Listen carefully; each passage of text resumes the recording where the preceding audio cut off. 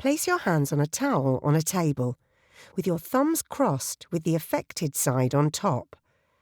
Slide the towel away from your body and return to the start position.